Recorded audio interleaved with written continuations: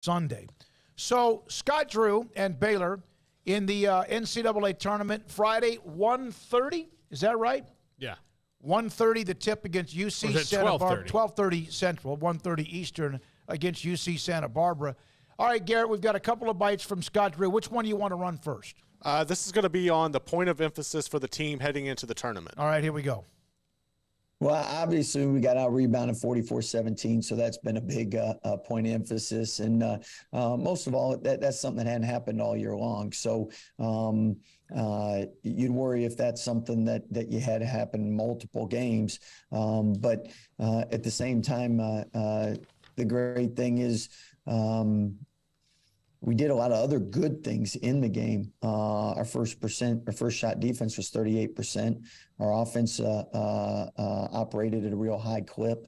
And for the first two times we played Iowa State, it didn't.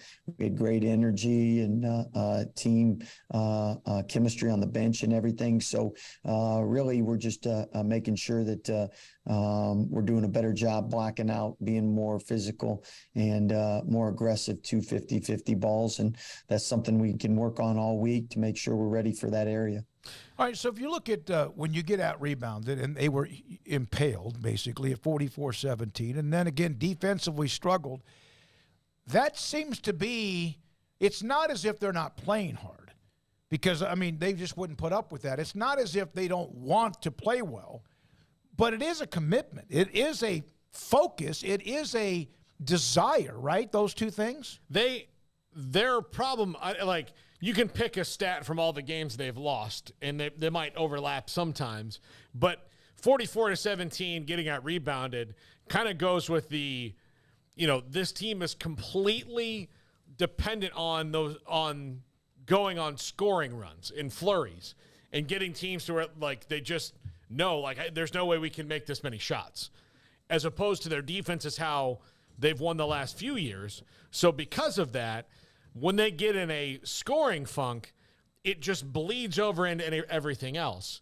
The thing about 2020, 2021, and 2022, 2019, the 4 years preceding this, is that they had guys that knew that, you know what, so what if the shot's not falling? If my shots aren't falling, I'm going to make damn sure yours aren't either. So eventually, the seesaw will go, the way that I want it to go, especially if I'm taking you out of your game. They don't have that mentality on this team. So then it spirals out of, oh, man. And so you saw that game against Iowa State and Kansas City, something you don't see from Scott Drew teams very often, but it's happened a couple times this year where they were just beat early in the second half, and it was just done. That was it. They're just done. And they can't let that happen to them in a tournament. They just can't. I still, it's hard to imagine that rebound stat. When he said that, I said, no, actually, that did happen because we put up a couple of graphics to show for it. Craig, rebounding, defense, 50-50 balls, isn't that kind of that doesn't mean they're not playing hard, doesn't mean they're not trying, doesn't mean they've quit. I don't know if you can just turn that light switch on. Yeah, I'm not real confident in that either. I mean, I don't know. It's feels like Groundhog Day, just talking about the same issues that they've had all year long, and all of a sudden here we are in March, and everybody's acting, people are acting like all of a sudden they're just going to flip some switch, and that's going to all magically be better because now they want to play harder or they're more focused or whatever. I mean, they are who they are. It's not that complicated. There's a boatload of evidence about who they are. There's statistics from 20 plus, but 30-something games that are out there now on them. We've seen them play teams 3 times. Like in Iowa State's case, we've seen them play others, very good teams, top 25 teams twice. I mean, we know who they are. They're not a team that's great defensively. They're not a team that's great on the boards. They're not a team that is really all that effective if they can't score in bunches. So, I mean, I think it's pretty simple. If they I think they can get away with not shooting well or, being the best field goal percentage-wise against Santa Barbara and probably get away with it. But, beyond that, I think you're going to run into some trouble if they're not shooting the ball well because I don't know that there's just a magic pill that you take where all of a sudden you're going to be tough down low. or all of a sudden you're going to be, out fighting, bigger, stronger teams for boards. It's just, it's a problem as he addressed, and it's one that, hopefully maybe it is just flipping a switch, but I don't know. I felt like maybe you get into the Big 12 tournament and that switch would flip, but it didn't. And now here you are, and that's why I've kept saying that, I just hope that this team realizes what's ahead right now, because the next game they lose, they're done. The next game they lose, Keontae George is going to the NBA. The next game they lose, Adam Flagler's going to the NBA. So on and so forth. That team's going to look drastically different. And you have teams coming perhaps to try to poach maybe a player or two. I remember, I'm not sure what game it was, there was actually on a broadcast talking about that there might be teams that want to come after L.J. Cryer. And there was a little bit of that smoke last year during the offseason. Yeah, and it's NIL deals. I mean, that's the big reason that Matthew Meyer left, among other things. But, look, he's out there selling T-shirts in Illinois now. So they're fine without him. And I don't think it I do think they, surprisingly enough, and I never thought I would say this, they do miss his defense.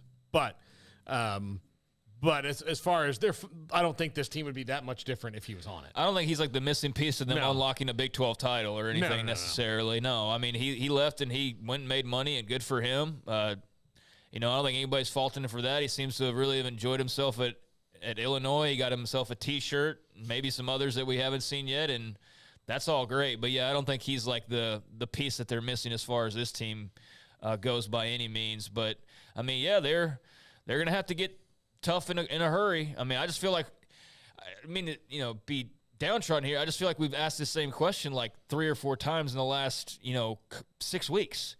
And all of a sudden, like, because it's March Madness, that this is all of a sudden going to click for them. I have a hard time believing that. But you're right, though, at the same time. You know what it did for last year? North Carolina, it clicked. Yeah, it clicks for them. For some reason, all of a sudden, they just became unbelievable. So, but, it is March, and so maybe you do turn a corner. But, I also want to make very clear, I sound probably super down on this team. I'm just, hearing the same things that we've heard all year long. And so that's kind of in my mind. But they're a very good and talented team. And if their shots are falling, then they're going to be a team that other people's radio broadcasts are going to go like, well, what if Baylor's shooting lights? Well, then you're screwed probably because they're very electric offensively.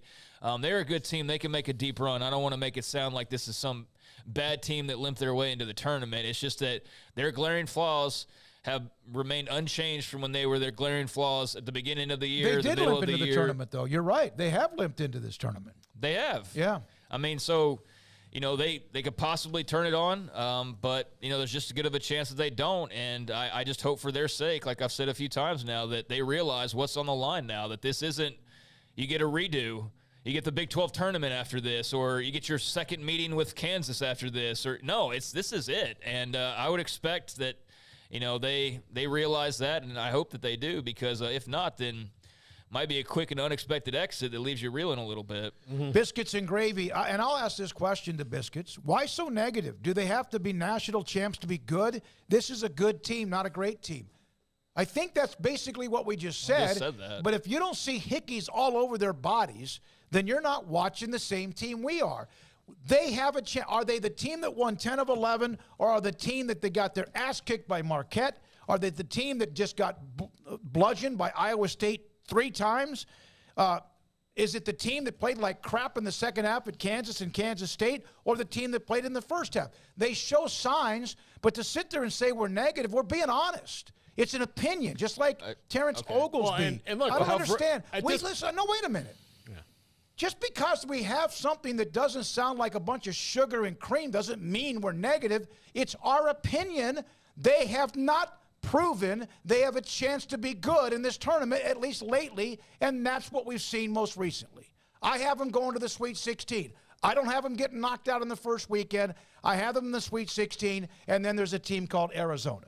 Yeah, I don't it's just factual. Negative, yeah, you can put it that way, but sometimes you can be overly positive too. Look, I think they got a pretty good draw in the first round of who they have to play. They have to play, they're a 3 seed. They got to play a 14 that hasn't played a quad 1 team all year. And while, you can hear people say that there's good matchups on that side, I think that when you see your first quad 1 team and it's the first round of the NCAA tournament, that's not good news for UC Santa Barbara. I think that they match up well with Creighton and with NC State. That's fine. But when you get deeper in, you've got to rebound, you got to play defense, you got to do these things, and they could get hot, absolutely, but they have not been that team consistently since that 10 of 11 run. So it's just they've got to wake up now or it's over. And, yes, we're not – you can't expect anybody to win the national championship every year, but the thing that starts this week is for the national championship. Mm-hmm. So that's 68 teams right now from not likely at all to very likely are all trying to do that. Howard has to go beat Kansas to try to do it. But in their mind, in their deepest heart of hearts, they know that there's a path to them to do it, however minuscule it is. So that's what this is about. So there we are. Scott Drew also, speaking of Baylor, with the South region, we know the number 1 overall seed is in it, Alabama. We know a team that probably could have been a number 1 seed who won the Pac-12, and Arizona's in it, although they lost to Arizona State just a week or so ago. Scott Drew on the South region where Baylor is located. Well, I think every region's tough, and probably everybody thinks their region's the toughest. And I know that right now, the first thing was I'm really excited that we're in the NCAA tournament. We had the year we did, and I'm really blessed and pleased that we weren't playing Grand Canyon. And at the same time, we were able to be in the same site as them. So besides that part of it, our first game and then our immediate 2-team tournament, that's all we will focus on. That's all we will look at. And it's, as we know, you lose one, you go home. So the broad scope of things aren't really important. Really, it's Friday at 11:30. That game's the only one that matters. All right, that's Scott Drew from today. We had a couple of comments from one of them earlier today. One of those two have been, of course, from what he said after the tournament was set on Sunday evening. From Donnell, who will Baylor play in the group of 32? It should be Arizona if they take care of business, if Arizona and Baylor both take care of business. BU, really, guys, it's all about matchups in the tournament.